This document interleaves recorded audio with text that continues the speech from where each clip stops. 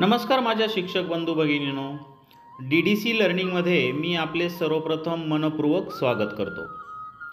केंद्रप्रमुख विभागीय व सरळ सेवा स्पर्धा परीक्षा मार्गदर्शन सिरीजमधील हा दुसरा व्हिडिओ। यापूर्वी मी पहिला व्हिडिओ बनवलेला आहे, त्यामध्ये केंद्रप्रमुख सरळ सेवा व विभागीय स्पर्धा परीक्षेची सद्यस्थिती व अभ्यासक्रम, पेपर रचना या संदर्भात सविस्तर अशी माहिती घेतलेली आहे। पहिला व्हिडिओ तुम्ही सर्वांनी पाहिलेलाच असेल अशी मी अपेक्षा व्यक्त करतो, आणि नसेल तर या व्हिडिओच्या सबस्क्रिप्शन बॉक्समध्ये याची लिंक आहे, तो तुम्ही पाहू शकता। तर चला मित्रांनो, आजचा व्हिडिओ खूपच महत्त्वाचा आहे, कारण हा घटक एक शिक्षक म्हणून आपणास सर्वांना माहीत असणे आवश्यकच नसून अनिवार्य आहे। तो म्हणजे भारतीय राज्यघटनेतील शिक्षण विषयक तरतुदी। हा खूप महत्त्वाचा घटक आहे मित्रांनो। यावर केंद्रप्रमुख सरळ सेवा व विभागीय स्पर्धा परीक्षेमध्ये साधारणतः 10 प्रश्न 10 गुणांसाठी असा हा भारांश या घटकाचा आहे परीक्षेमध्ये। त्यामुळे सर्वांनी हा व्हिडिओ काळजीपूर्वक आणि शेवटपर्यंत पाहावा मित्रांनो, ही सर्वांना विनंती। मित्रांनो, DDC लर्निंग मार्फत मी केंद्रप्रमुख परीक्षेसह इतर सर्व शैक्षणिक अपडेट देत असतो। त्यासाठी मित्रांनो, DDC लर्निंग चॅनलवर जर आपण नवीन असाल तर सबस्क्राईब नक्की करा मित्रांनो। सबस्क्राईब फक्त एकदाच करावं लागतं, जेणेकरून सर्व अपडेट आपणाला मिळत राहतील। या परीक्षेसंदर्भात एक व्हॉट्सअप ग्रुपसुद्धा बनवलेला आहे मित्रांनो, त्याची लिंक तुम्हाला हा व्हिडिओ शेवटपर्यंत पाहिल्यानंतरच मिळेल। त्यावर तुम्ही क्लिक करून जॉईन होऊ शकता। तर आजचा घटक आहे भारतीय राज्यघटनेतील शिक्षण विषयक तरतुदी। आता भारतीय राज्यघटनेतील शिक्षण विषयक तरतुदी पाहण्या अगोदर आपणाला राज्यघटना म्हणजेच भारताचे संविधान या संदर्भाने थोडीफार प्राथमिक अशी माहिती असणं आवश्यक आहे मित्रांनो। त्यामुळे संविधानाचा थोडक्यामध्ये अर्थ असा: देशाच्या कारभारासंबंधीच्या तरतुदी एकत्रितपणे व सुसूत्रपणे ज्या ग्रंथामध्ये नमूद केलेल्या असतात त्याला आपण संविधान असे म्हणतो। त्यालाच आपण भारतीय राज्यघटनासुद्धा म्हणतो। याचाच अर्थ संविधान म्हणजे देशाच्या राज्यकारभारासंबंधीच्या तरतुदींचा लिखित असा दस्तऐवज होय। जनतेकडून निवडून आलेल्या प्रतिनिधीमधून शासन किंवा सरकार स्थापन केले जाते। संविधानातील तरतुदीनुसारच राज्यकारभार करण्याचे शासनावर बंधन असते। संविधानातील तरतुदी किंवा त्यात नमूद केलेला कायदा हा मूलभूत स्वरूपाचा कायदा असतो। संविधानास विसंगत ठरतील असे कायदे शासनाला करता येत नाहीत, आणि जर असे केल्यास ते कायदे न्यायमंडळ रद्द ठरवू शकते। अशी ही प्राथमिक माहिती संविधानासंदर्भाने आपण म्हणू शकतो। या व्यतिरिक्त आपण सर्वजण शिक्षक आहात, आपणाला सर्वांना संविधानाबद्दल, भारतीय राज्यघटनेबद्दल अधिकची माहिती आहे। तर आज आपण या व्हिडिओमध्ये आपल्या या भारतीय संविधानामध्ये शिक्षण विषयक कोणकोणत्या तरतुदी आणि त्या कोणकोणत्या कलमामध्ये आहेत याची आपण माहिती घेणार आहोत। मित्रांनो, हा घटक तुम्हाला कायमस्वरूपी लक्षात राहणं आवश्यक आहे। एक शिक्षक म्हणून, स्पर्धा परीक्षेच्या तयारीबरोबरच एक शिक्षक म्हणून आपणाला हा घटक आणि राज्यघटना आणि शिक्षण याचा संबंध आपणाला माहीत असणं आवश्यक आहे। मित्रांनो, आपण भारतीय संविधानामध्ये शिक्षण हा विषय अभ्यासत असताना प्रामुख्याने 6 मुद्द्यामध्ये हा घटक आपण समजून घेणार आहोत। म्हणजे 6 मुद्द्यामध्ये, म्हणजे 6 कलम असतील किंवा भाग असतील, ते मी पुढे सांगणारच आहे। त्यामधला पहिला मुद्दा आहे मित्रांनो, ज्या भारतीय संविधानामध्ये राज्यकारभार करण्यासाठीच्या ज्या सूची आहेत, प्रामुख्याने त्या 3 सूची आहेत: केंद्र सूची, राज्य सूची आणि समवर्ती सूची। या तीनही सूचीमध्ये केंद्र आणि राज्य यांच्या कामाची विभागणी केलेली असते। तर त्या सूचीमध्ये शिक्षण हा जो विषय आहे तो समवर्ती सूचीमध्ये मोडतो। हा खूप महत्त्वाचा मुद्दा लक्षात ठेवायचा आहे की शिक्षण हा विषय राज्य सूचित आहे का, केंद्र सूचित आहे का, समवर्ती सूचित आहे। तर तो समवर्ती सूचित आहे, आणि तो समवर्ती सूचीतील 25वा विषय आहे। शिक्षण हा 25वा विषय आहे। मग त्यामध्ये केंद्र सूचीतील विषयावर कायदे करण्याचा अधिकार हा फक्त केंद्र सरकारलाच असतो। राज्य सूचीतील विषयावर कायदे करण्याचा हा अधिकार फक्त राज्य सरकारांचा असतो. काही अपवादात्मक परिस्थितीमध्ये केंद्रसुद्धा राज्य सूचीतील विषयावर कायदे करू शकते, पण तो वेगळा विषय आहे अभ्यासाचा. आणि मग त्याच्यानंतर जी समवर्ती सूची आहे, या समवर्ती सूचीवर केंद्र आणि राज्य हे दोन्हीही कायदे करू शकतात. तर हा शिक्षण जो विषय आहे आपला तो समवर्ती सूचीमध्ये आहे आणि तो 25व्या क्रमांकावरचा विषय आहे. हा मुद्दा या ठिकाणी तुम्ही लक्षात ठेवायचा आहे.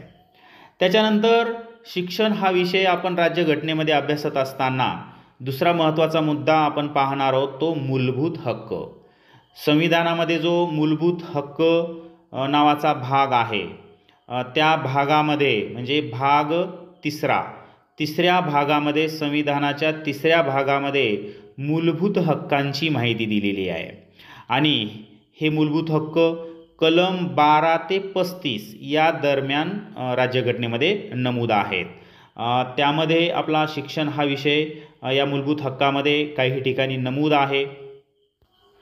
मूलभूत हक्काचा विचार करताना भारतीय संविधानाच्या भाग 3 मध्ये कलम 12 ते कलम 35 मध्ये मूलभूत हक्क दिले आहेत.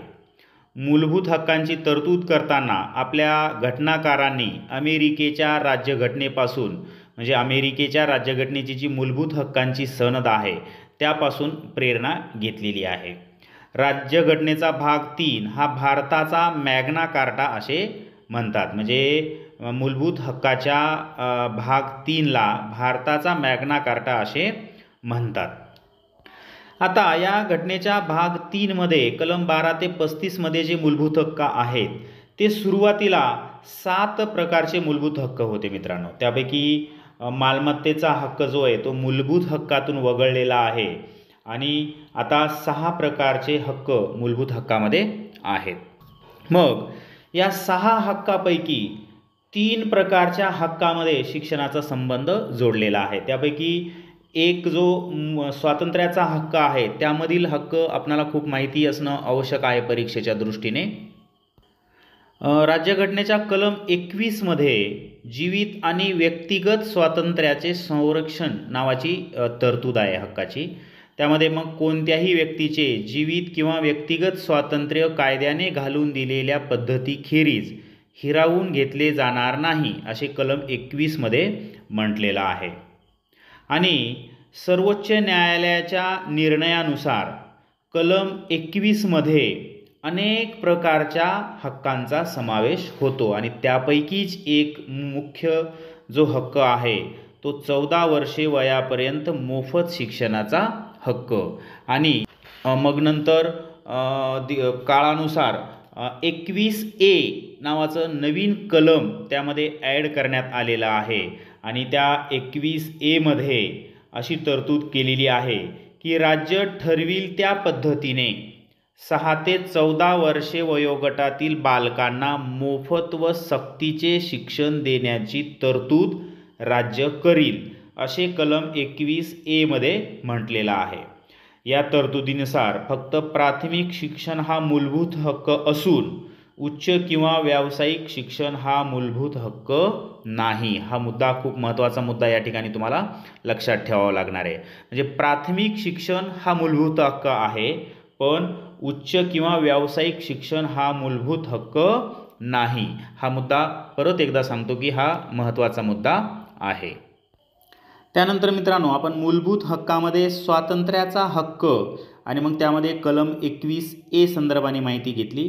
त्याच्यानंतर मूलभूत हक्कामध्येच धार्मिक स्वातंत्र्याचा हक्क कलम 25 ते 28 मध्ये नमूद आहे आणि मग त्यापैकी कलम 28 धार्मिक शिक्षणासंदर्भात आहे. त्यामध्ये पूर्णतः राज्याच्या निधीतून चालविल्या जाणाऱ्या शैक्षणिक संस्थेमध्ये धार्मिक शिक्षण दिले जाणार नाही असे कलम 28 मध्ये म्हटलेलं आहे. हा काही फार महत्त्वाचा मुद्दा नाही आहे, पण एक माहितीसाठी आपण कलम 28 लक्षात ठेवू शकता. 28 नुसार ज्या काही पूर्ण राज्याच्या निधीतून चालविण्यात जाणाऱ्या शैक्षणिक संस्था असतील त्यामध्ये कोणत्याही धर्माचं शिक्षण देता येणार नाही अशी ही तरतूद आहे. आणि मग त्याच्यानंतर मूलभूत हक्कामध्ये सांस्कृतिक व शैक्षणिक हक्क आहे कलम 29 ते 30 मध्ये. आणि मग त्यामध्ये कलम 30 मध्ये सुद्धा अल्पसंख्याक शैक्षणिक संस्था चालविण्याचा अधिकार अल्पसंख्याक समुदायाला आहे, अशा प्रकारची एक तरतूद आहे. म्हणजे मूलभूत हक्कामध्ये 3 हक्कामध्ये शिक्षण या विषयाचा संदर्भाने उल्लेख आलेला आहे. स्वातंत्र्याचा हक्क, धार्मिक स्वातंत्र्याचा हक्क आणि सांस्कृतिक व शैक्षणिक हक्क. यापैकी स्वातंत्र्याचा हक्क आणि त्यामधील मग कलम 21A हे खूप महत्त्वाचं आहे, ते सर्वांनी या ठिकाणी लक्षात ठेवायचं आहे. त्यानंतर मित्रांनो, आपण शिक्षण आणि राज्यघटना याचा संबंध अभ्यासत असताना तिसरा महत्त्वाचा मुद्दा अभ्यासणार आहोत आपण, मार्गदर्शक तत्वे. आता राज्य धोरणाची मार्गदर्शक तत्वे अभ्यासत असताना राज्यघटनेच्या भाग 4 मधील कलम 36 ते 51 मध्ये राज्य धोरणाची मार्गदर्शक तत्वे दिली आहेत. घटनाकारांनी ही संकल्पना आयर्लंडच्या 1937 मधील राज्यघटनेपासून घेतलेली आहे. आयर्लंडने ही संकल्पना स्पेनच्या राज्यघटनेतून घेतलेली आहे. ही मार्गदर्शक तत्वे म्हणजे भारतीय राज्यघटनेचे नाविन्यपूर्ण असं वैशिष्ट्य आहे, असे डॉक्टर B.R. आंबेडकर यांनी म्हटले आहे. मूलभूत हक्क आणि मार्गदर्शक तत्वे यांच्यामध्ये घटनेचे तत्त्वज्ञान सामावलेले आहे. मूलभूत हक्क आणि मार्गदर्शक तत्वामध्ये, व हा राज्यघटनेचा आत्मा आहे. म्हणजे मार्गदर्शक तत्वांनाच राज्यघटनेचा आत्मा असं म्हटलं जातं. मार्गदर्शक तत्वे आणि मूलभूत हक्क ही राज्यघटनेची सदसद विवेकबुद्धी आहे, असे ग्रॅनव्हिले ऑस्टिन यांनी म्हटलेलं आहे. आणि राज्य धोरणाची मार्गदर्शक तत्वाच्या विरोधामध्ये आपणाला न्यायालयामध्ये दादसुद्धा मागता येत नसते. म्हणजे त्या शब्दावरूनच तुमच्या लक्षात येत असेल की ही राज्य धोरणाची मार्गदर्शक तत्वे आहेत, म्हणजे राज्यकारभार करण्यासंदर्भाने मार्गदर्शन होईल अशी ही तत्वे आहेत. आता मार्गदर्शक तत्वामध्ये कलम 45 मध्ये शिक्षणाची तरतूद आहे. त्यामध्ये वयाची 6 वर्षे पूर्ण होईपर्यंत सर्व बालकांचे संगोपन आणि शिक्षण याची व्यवस्था करणे, अशा प्रकारची तरतूद कलम 45 मध्ये होती सुरुवातीला. आणि मग या कलम 45 मध्ये 86व्या घटना दुरुस्ती अधिनियमानुसार बदल करण्यात आलेला आहे. आणि तो बदल कशा पद्धतीने करण्यात आलेला आहे आपण पुढच्या मुद्द्यामध्ये पाहणारच आहोत. पण थोडक्यामध्ये हे कलम सुरुवातीला कसं होतं मी ते सांगितलं. सुरुवातीला वयाची 6 वर्षे पूर्ण होईपर्यंत सर्व बालकांचे संगोपन आणि शिक्षण याची व्यवस्था करणे, अशा प्रकारचं कलम होतं सुरुवातीला. आणि या मार्गदर्शक तत्वानुसारच कलम 21A जे वाढवलेलं आहे ते ह्या मार्गदर्शक तत्वानुसारच केलेला आहे. त्याचबरोबर मग आपण RTEचा जो कायदा आहे 2009चा, त्याचाही उल्लेख आपणाला ह्या मार्गदर्शक तत्वाच्याच संदर्भाने करावा लागेल. सन 2002च्या 86व्या घटना दुरुस्ती कायद्यान्वये कलम 45 मध्ये बदल करण्यात आलेला आहे. आणि तो कसा बदल केला आहे तो आपण पुढे 86व्या घटना दुरुस्तीचा अभ्यास करताना पाहणारच आहोत. पण सध्या तरी एवढं तुम्हाला लक्षात ठेवायचं आहे की मार्गदर्शक तत्वामधील कलम 45 मध्ये शिक्षणासंदर्भाने तरतूद आहे. तर ती तरतूद कशी आहे, वयाची 6 वर्षे पूर्ण होईपर्यंत राज्य बालसंगोपनाची व शिक्षणाची व्यवस्था पाहिल, असे कलम 45 मध्ये म्हटलेलं आहे. त्यानंतरचा आपण चौथा मुद्दा पाहणार आहोत, मूलभूत कर्तव्ये. म्हणजे मूलभूत कर्तव्यामध्ये सुद्धा शिक्षणासंदर्भाने तरतुदी आहेत. आता मूलभूत कर्तव्यासंदर्भाने आपण थोडीशी पार्श्वभूमी पाहूया. जरी नागरिकांचे हक्क आणि कर्तव्ये यांचा परस्पर संबंध असला व ते परस्परांपासून वेगळे करता येत नसले तरी मूळ राज्यघटनेमध्ये फक्त मूलभूत हक्कच मांडले होते. म्हणजे सुरुवातीला मूलभूत कर्तव्ये मांडलेली नव्हती. म्हणजेच नागरिकांच्या मूलभूत कर्तव्यांचा राज्यघटनेत नव्याने समावेश करावा अशी कदाचित घटनाकारांना आवश्यकता वाटली नव्हती. परंतु राज्य धोरणाची मार्गदर्शक तत्वे या स्वरूपात राज्यांची कर्तव्ये मात्र घटनेत समावेश केली गेली होती. मग पुढे सन 1976 मध्ये नागरिकांच्या मूलभूत कर्तव्यांचा घटनेत समावेश करण्यात आला. लक्षात ठेवण्यासारखा मुद्दा आहे, 1976 मध्ये नागरिकांच्या मूलभूत कर्तव्यांचा घटनेमध्ये समावेश करण्यात आला. आणि मग सन 2002 मध्ये त्यामध्ये आणखी एक मूलभूत कर्तव्यांचा समावेश करण्यात आला. 1976 मध्ये जेव्हा मूलभूत कर्तव्यांचा समावेश करण्यात आला त्या दरम्यान एकूण 10 मूलभूत कर्तव्ये राज्यघटनेमध्ये संविधानामध्ये समाविष्ट केली आणि 2002च्या 86व्या घटनादुरुस्तीने 11वं कर्तव्य राज्यघटनेमध्ये समाविष्ट करण्यात आलेलं आहे आणि ते म्हणजे पित्याने अपत्यास अथवा पालकाने पाल्यास वय वर्षे 6 ते 14 पर्यंत शिक्षणाची संधी उपलब्ध करून देणे. अशा पद्धतीचं 11वं कर्तव्य 86व्या घटनादुरुस्तीनुसार 2002च्या 86व्या घटनादुरुस्तीनुसार ॲड करण्यात आलेला आहे. म्हणून मूलभूत कर्तव्याचा विचार करताना आपणाला कलम 51A म्हणजे कलम 51A हे भाग 4A मध्ये समाविष्ट आहे. भाग 4A मधील कलम 51A मध्ये 11वं मूलभूत कर्तव्य आहे. पित्याने अपत्यास अथवा पालकाने पाल्यास वय वर्षे 6 ते 14 पर्यंत शिक्षणाची संधी उपलब्ध करून देणे. अशा पद्धतीचं हे मूलभूत कर्तव्य आहे. म्हणजे आतापर्यंत मित्रांनो आपण शिक्षणासंदर्भाने राज्यघटनेमध्ये असलेल्या तरतुदींचे 4 मुद्दे पाहिलेले आहेत आपण. मग त्याच्यामध्ये सूचीचा विचार केला. शिक्षण हा विषय कोणत्या सूचीमध्ये आहे. त्याच्यानंतर आपण मूलभूत हक्काचा विचार केला. त्याच्यानंतर मार्गदर्शक तत्त्वे आणि आता मूलभूत कर्तव्ये असे हे 4 मुद्द्याला अनुसरून शिक्षण या विषयासंदर्भाने आपल्या राज्यघटनेमध्ये तरतुदी आहेत.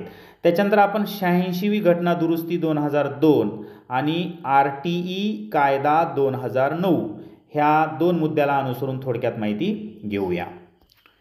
86वी घटनादुरुस्ती अधिनियम 2002 या घटनादुरुस्तीन्वये राज्यघटनेमध्ये 3 प्रकारचे बदल करण्यात आले. म्हणजे शिक्षण या संदर्भाने 3 मुद्द्यामध्ये यामध्ये बदल करण्यात आलेले. पहिला मुद्दा जो आहे तो प्राथमिक शिक्षण हा मूलभूत अधिकार करण्यात आला. जो आपण 21A मध्ये मूलभूत अधिकार पाहिला आपण शिक्षणाचा, तो 21A कलम 86व्या घटनादुरुस्तीनुसार ॲड करण्यात आलेलं आहे. हा एक महत्त्वाचा मुद्दा आहे. तर तो 21A काय होता. 6 ते 14 वर्षे वयोगटातील सर्व बालकांना राज्य ठरविल त्या पद्धतीने राज्य मोफत व अनिवार्य शिक्षण देण्याची तरतूद करील असे नव्याने समावेश केलेल्या कलम 21A मध्ये म्हटलेले आहे. हा एक बदल झाला महत्त्वाचा 86व्या घटनादुरुस्तीनुसार. आणि दुसरा महत्त्वाचा जो बदल आहे तो सुद्धा आपण मागे चर्चा केलेली आहे. मार्गदर्शक तत्वाच्या कलम 45 या विषयात बदल करण्यात आलेला आहे. लक्षात घ्या. म्हणजे 45 कलमामध्ये थोडासा बदल करण्यात आला. काय केला. 6 वर्ष पूर्ण होईपर्यंत सर्व बालकांचे संगोपन व शिक्षण याची तरतूद करण्याचा राज्य प्रयत्न करील असे 45व्या कलमात म्हटलेले आहे. म्हणजे हा दुसरा बदल आहे 86 घटनादुरुस्तीनुसार. आणि तिसरा जो बदल केला तो म्हणजे कलम 51A मध्ये नव्या मूलभूत कर्तव्यांचा नव्याने समावेश करण्यात आला. मग आई वडील व पालक असलेल्या सर्व भारतीय नागरिकांनी आपल्या 6 वर्षे ते 14 वर्षे वयोगटातील बालकांना किंवा पाल्यांना शिक्षणाची संधी उपलब्ध करून देणे हे त्यांचे कर्तव्य आहे असे कलम 51A मधील 11व्या कर्तव्यामध्ये म्हटलेलं आहे.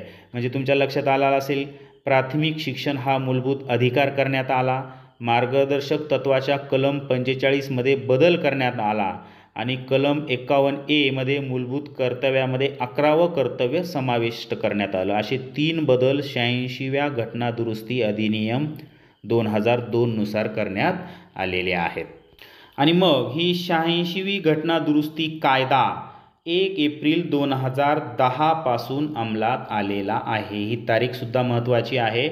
सन 2002चा 86वा घटनादुरुस्ती कायदा 1 एप्रिल 2010 पासून अंमलात आलेला आहे. त्याच्यानंतर एक महत्त्वाचा शेवटचा मुद्दा आपण पाहणार आहोत तो म्हणजे RTE 2009चा कायदा. आता हा RTE 2009चा कायदा जो आहे, RTE म्हणजे राईट टू एज्युकेशन अशा पद्धतीचा त्याचा अर्थ आहे. तो कायदा कलम 21A अनुसार करण्यात आलेला आहे. लक्षात ठेवा, कलम 21A अनुसार संसदेने बालकांचा मोफत व सक्तीच्या शिक्षणाचा हक्क कायदा 2009 संमत केला. काही आवश्यक निकष आणि दर्जा पूर्ण करणाऱ्या औपचारिक शाळेत समाधानकारक आणि न्याय्य दर्जाचे पूर्णवेळ प्राथमिक शिक्षण मिळणे हा प्रत्येक बालकाचा हक्क आहे अशी तरतूद या RTE 2009च्या कायद्यात करण्यात आलेली आहे. समता, सामाजिक न्याय आणि लोकशाही या मूल्यांच्या आधारे आणि सर्वांसाठी प्राथमिक शिक्षणाची तरतूद करूनच न्याय आणि संवेदनशील समाज निर्माण करता येईल या विश्वासावर हा कायदा आधारलेला आहे. आणि या RTE 2009 या कायद्याची अंमलबजावणीसुद्धा 1 एप्रिल 2010 पासून संपूर्ण देशामध्ये करण्यात आलेली आहे. म्हणजे 86वी घटना दुरुस्ती कायदा 2002 आणि RTE 2009 हे दोन्हीही कायदे 1 एप्रिल 2010 पासून अंमलात आलेले आहेत. अशा पद्धतीने मित्रांनो, आपण एकूण 6 मुद्द्यामध्ये भारतीय राज्यघटनेमधील शिक्षणविषयक तरतुदीचा अभ्यास केला. त्यामध्ये सूची, नंतर मूलभूत हक्क, नंतर मार्गदर्शक तत्त्वे, मूलभूत कर्तव्ये, 86वी घटना दुरुस्ती आणि RTE 2009चा कायदा असे 6 मुद्दे आपण पाहिले. या 6 मुद्द्याला अनुसरून परीक्षेमध्ये हमखास प्रश्न असतो मित्रांनो. त्यामुळे ह्या 6 मुद्द्यांचा आपण सविस्तर असा अभ्यास करून त्यातील महत्त्वाचे जे मुद्दे आहेत याची नोंद घ्यावी. तर या ठिकाणी आपण थांबूया मित्रांनो. या पुढील असाच एक महत्त्वाचा असा आपण या अभ्यासक्रमावर आधारित व्हिडिओ घेऊन येणार आहोत. तोपर्यंत सर्वांना शुभेच्छा आणि पुन्हा एकदा सर्वांना विनंती आहे की जर DDC लर्निंग चॅनल आपण सबस्क्राईब केलं नसेल तर नक्की करून घ्या मित्रांनो, जेणेकरून पुढील व्हिडिओ आपल्याला मिळेल.